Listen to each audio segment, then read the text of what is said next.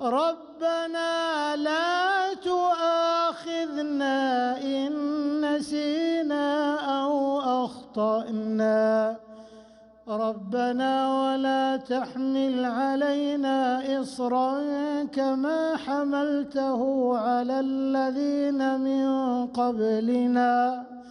ربنا ولا تحملنا ما لا طاقة لنا به